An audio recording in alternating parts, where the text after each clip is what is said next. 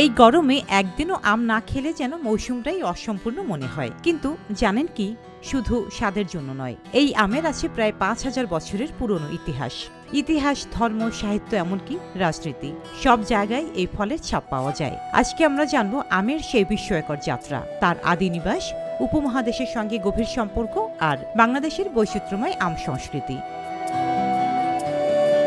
গবেষকরা মনে করেন আমের আদি উৎপত্তিস্থল ইন্দো বার্মা অঞ্চল, মানে আজকের বাংলাদেশ, ভারতের পূর্বাঞ্চল, মিয়ানমার, দক্ষিণ চীন ও দক্ষিণ পূর্ব এশিয়া। তবে ভারত ও চীন দুই দিক থেকেই এই দাবির পক্ষে নানা প্রমাণ আছে।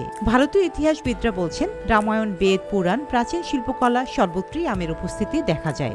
আবার অন্য এক পক্ষ বলছে চীনের দক্ষিণ অংশ, থাইল্যান্ড ও ভিয়েতনামই ছিল প্রাচীন আমের ভাণ্ডার।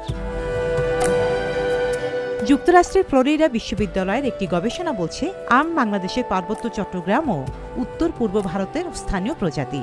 বাংলাদেশের আমের রাজত্বে ল্যাংড়া, হিমসাগর, ফজলি, ক্ষীরসাপাত, আম্রপলি, রাজভোগ, কহিতুর, হাড়িভাঙা নাম শুনলেই জিভে জল আসে। অনেক জাত আছে শুধু এক জেলার পরিচয় হয়ে উঠেছে, আবার কিছু জাত বিলুপ্তির পথে।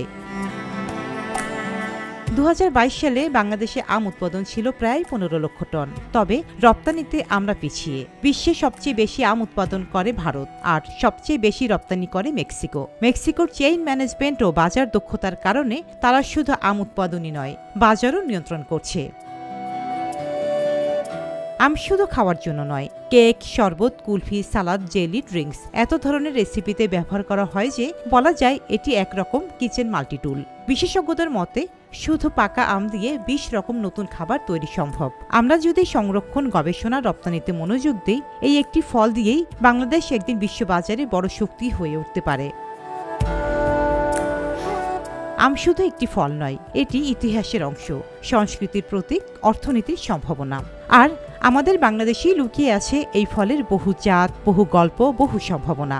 এই গ্রীষ্মে শুধু আম খেয়ে নয়, আমকে চিনে জেনেও ফেলা যাক, আত্মপরিচয়ের এক সুস্বাদু উপায় হিসেবে।